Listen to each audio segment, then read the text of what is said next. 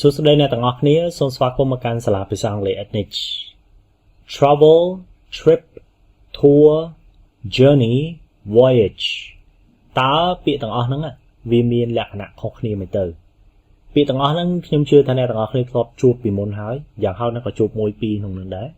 ហើយអ្នកខ្លះក៏ចេះរបៀបប្រើប្រាស់ចឹងទៅអ្នកខ្លះទៀតគាត់អត់ចេះទេអញ្ចឹងខ្ញុំនឹងប្រាប់អ្នកទាំងអស់គ្នានៅក្នុងវីដេអូមេរៀនមួយនេះសួស្តីអ្នកទាំងអស់គ្នាសូមស្វាគមន៍មកកាន់សាលាភាសាអង់គ្លេស Ethnic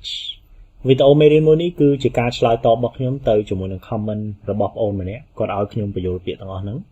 អញ្ចឹងឥឡូវនេះខ្ញុំនឹងព្យាយាមបញ្យល់ពាក្យហ្នឹងហើយសង្ឃឹមថាវីដេអូមេរៀនមួយនេះបានជាប្រយោជន៍ទៅដល់បងប្អូនក៏ដូចជាបងប្អូនយើងដទៃទៀតដែលកំពុងតែរៀនភាសាអង់គ្លេសឥឡូវនេះយើងចាប់ផ្ដើមទាំងអស់គ្នាមុននឹងខ្ញុំចាប់ផ្ដើមបញ្យល់ពាក្យទាំងអស់គ្នាខ្ញុំគ្រាន់តែចង់បញ្ជាក់បន្តិចថាវីដេអូមេរៀនបែបនេះគឺខ្ញុំដកស្រង់ចេញមកពី app របស់សាលាភាសាអង់គ្លេស Ethnic ដែលមានឈ្មោះថា Ethnic Online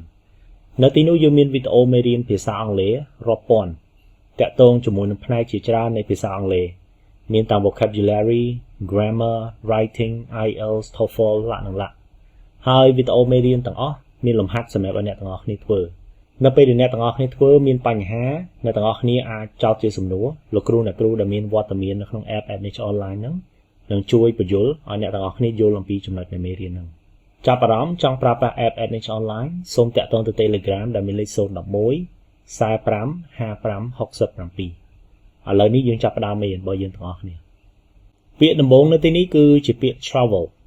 គេប្រាប់យើងថា the word travel is used to talk about the act of traveling in general ចឹងនៅពេលដែលយើងនិយាយដល់រឿងធ្វើដំណើរជាលក្ខណៈទូទៅតែម្ដងឲ្យតែមានចលនាពីកន្លែងមួយទៅកន្លែងមួយអាហ្នឹងគឺយើងប្រើពាក្យ travel ហ្នឹងឯងជាទូទៅ My hobbies are music and travel. For example, I love cinema and travel. ចឹងគឺយើងប្រើនៅទីនេះយើងចង់និយាយរឿងទូទៅឯងអត់មានសំដៅទៅប្រភេទនៃការធ្វើដំណើរជាក់លាក់ណាមួយជាទូទៅដល់ពេលទូទៅចឹងយើងប្រើពាក្យថា travel យើងអានថា travel ណាមិនមែន travel ទេ Travel can be both a noun and verb. As a noun, it names the act of going from one place to another. As a verb, it describes the action of doing so. ចឹង travel ហ្នឹងអាចដើរតួជា noun ក៏បានដើរតួជា verb ក៏បាននិយាយទៅមកឧទាហរណ៍ verbs Louise travels a lot for work ចឹងនៅទីនេះគឺជា verb អ្នកឃើញ Louise travels People spend a lot of money on travel ចឹង travel នៅទីនេះគឺជា noun In some instances the noun travel can be used in the plural especially when visiting multiple places Where have you been on your travels ចឹងនេះគេចង់សំដៅទៅ places ដែលយើងបាន visit ឬក៏ travel to ណាចឹងម្ដងទៀត travel គឺនិយាយរឿង move from one place to another but in general អត់ refer ទៅអីមួយទេចំពោះពាក្យ tour វិញគឺ refer ណា Tour refers to the organized act of seeing a place of its size a tour of the city a tour of a country We went on a nice tour around the south of Spain for 10 days. My favorite band is touring around Europe at the moment. ចឹងនៅពេលដែលគេនិយាយរឿង tour គឺគេសំដៅទៅរឿង travel ប៉ុន្តែ travel មួយដែល organize ជាក់លាក់ហើយអញ្ចឹងហើយបាននៅពេលដែលគេធ្វើដំណើរជាលក្ខណៈ tour ទៅក្រៅប្រទេសអីហ្នឹងគឺគេប្រើពាក្យ tour ហ្នឹងណាអ្នកឃើញគេប្រើពាក្យ travel ទេដោយសារគេបានរៀបចំជាក់លាក់ថាមកពេលដែលគេ travel ហ្នឹងគេទៅណាប្រកបអញ្ចឹងទៅតំបន់នេះទៅតំបន់នោះមើលរឿងនេះមើលរឿងនោះអីចឹងទៅអញ្ចឹងមិនមែនចេះទៅពីហ្នឹងអញ្ចឹងហើយបើអ្នកឃើញឧទាហរណ៍ a tour of the city គឺមានន័យថា travel តែនៅក្នុង city ហ្នឹងទេ a tour of the country គឺ travel តែនៅក្នុង country ហ្នឹងទេយើងចូលមកមើលពាក្យ journey ម្ដង journey is used to refer to the time of traveling from A to B for example bus journey car journey and train journey ជាង journey និយាយទៅដល់រឿង time នៃការ travel របស់យើងហើយនិយាយអំពី how ទៀតនិយាយអំពីវិធីដែលយើង travel ចឹងគេដូច bus journey car journey ឬក៏ train journey គេនិយាយថា bus travel ទេហើយក៏និយាយថា train travel ដែរគឺ train journey ចឹងយើងសួរគេនេះ how was your journey did you have a good journey ន័យគឺអញ្ចឹងណាចឹងយើងអត់សួរថា how was your travel ទេគឺ how was your journey យើង talk about time talk about experience មិនមែន talk about going from one place to another The journey was horrible ចឹងមានន័យថាម៉េចមានន័យថា the time of traveling ឬក៏ traveling during that time was horrible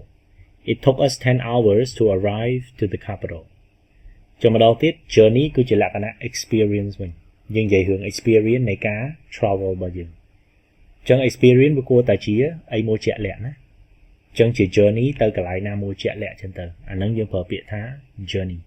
ហើយ journey ហ្នឹងច្រើនតែច្រឡំជាមួយពាក្យមួយគឺពាក្យ trip ពីព្រោះ trip ហ្នឹងក៏មានន័យថា journey ដែរប៉ុន្តែគេច្រើនតែបែងចែកថា trip ច្រើនតែជាអីដែលគេ take for pleasure ឬក៏ប្រើសម្រាប់ business មានន័យថាជា journey មួយដែលគេមានគោលដៅជាក់លាក់ចឹងបើ traveling មួយដែលផុតពីរឿងគោលដៅជាក់លាក់អាហ្នឹងគេអាចប្រើពាក្យ journey បានប៉ុន្តែបើមានគោលដៅជាក់លាក់ហើយយក refer ទៅ experience ហ្នឹងអាហ្នឹងគេប្រើពាក្យ trip វិញ a boat trip or business trip ចឹងឃើញទេ a boat trip គឺជា journey ដែលយើង go by boat a business trip គឺជា journey មួយសម្រាប់គោលដៅ business I remember my first school trip to Barcelona Zoo ចានេះគឺជាគោលដៅជាក់លាក់ណាឃើញទេ school trip my first business trip in China was to Shanghai ចានេះដូចគ្នាណាសំណួរសួរថាបើយើងអត់ប្រើពាក្យ trip នៅទេនេះយើងប្រើពាក្យ journey បានទេចម្លើយគឺបាន my first business journey អានឹងក៏បានដែរប៉ុន្តែបើសិនជាមានគោលដៅច្បាស់ខ្ញុំបញ្ជាក់ម្ដងទៀតគេប្រើពាក្យ trip ច្រើនជាងពាក្យ journey ហ្នឹងចុងបញ្ចប់មានពាក្យមួយទៀតដែលអ្នកធ្វើគោចេះដែរគឺពាក្យ voyage voyage ហ្នឹងគេច្រើនតែសំដៅទៅ journey ប៉ុន្តែ journey មួយជាលក្ខណៈ long ហើយ challenging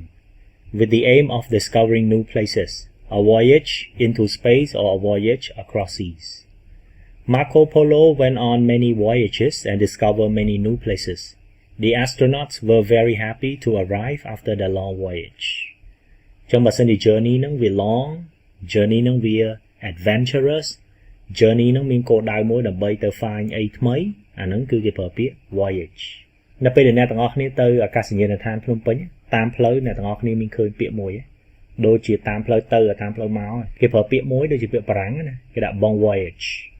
ន័យគឺអញ្ចឹងគេចង់មានន័យថាឲ្យយើងធ្វើដំណើរមួយឲ្យសុខសប្បាយតែការធ្វើដំណើរហ្នឹងគេស្វាគមន៍អ្នកទេសចរជនអ្នកទេសចរមិនមកស្រុកយើងជាលក្ខណៈថ្មីស្រឡាងទៅមកដើរលេងមកអញ្ចឹងទៅចង់នឹងឃើញអីថ្មីហើយមកយូរអញ្ចឹងទៅចង់គេប្រើពាក្យ voyage ហ្នឹងហើយប៉ុន្តែសូទៅប្រើពាក្យ journey បានទេនៅតែបានចឹងនៅទីនេះណាក៏ប៉ុន្តែក៏គេបែងចែកឲ្យជាក់លាក់ចឹងអា journey នោះវាជាទូទៅដូចរឿង travel ចឹង travel គឺយើងនិយាយរឿង moving ឲ្យតែមានរឿង move អីទៅណាហ្នឹងយើងប្រើពាក្យ travel ហើយ journey គឺនិយាយរឿង time ឬក៏ experience of traveling ហ្នឹងប៉ុន្តែជាលក្ខណៈទូទៅដែរដល់ពេលយើងនិយាយរឿង trip គឺដូច journey ហ្នឹងចឹងក៏ប៉ុន្តែគេច្រើនតែសំដៅទៅ journey មួយដែលមាន specific purposes ចឹងអាចជា purpose សម្រាប់ fun ឬក៏ purpose សម្រាប់ business voyage ជា journey ដែរប៉ុន្តែ journey មួយដែល long journey មួយដែល adventurous journey មួយដើម្បី find អីថ្មីចំពោះពាក្យ tour ក៏ journey ដែរប៉ុន្តែ tour គឺជាអីដែលមួយគេ organize ច្បាស់លាស់ទៅទីតាំងមួយជាក់លាក់ប្រកបហើយរៀបចំច្បាស់អត់អាចកែប្រែអីបានទេនៅពេលដែលធ្វើដំណើរហ្នឹងអញ្ចឹងខ្ញុំសង្ខេបប៉ុណ្្នឹងណាហើយសង្ឃឹមថាការបញ្យល់នៅទីនេះជួយជាប្រយោជន៍សម្រាប់បងប្អូនដែលចោទជាសំណួរមកខ្ញុំហើយសម្រាប់ដល់បងប្អូនដែលកំពុងតែរៀនភាសាអង់គ្លេសហើយមើលវីដេអូមួយនេះបើអ្នកទាំងអស់គ្នាយល់ថាវីដេអូមួយនេះមានប្រយោជន៍កុំភ្លេចចុច like ហើយ share ដើម្បីអ្នកដទៃទទួលបានផងចាប់អារម្មណ៍ចង់ប្រើប្រាស់ app Ednich online សូមតាក់ទងទៅ Telegram ដែលមានលេខ011 45 55 67 អរគុណជំរាបលា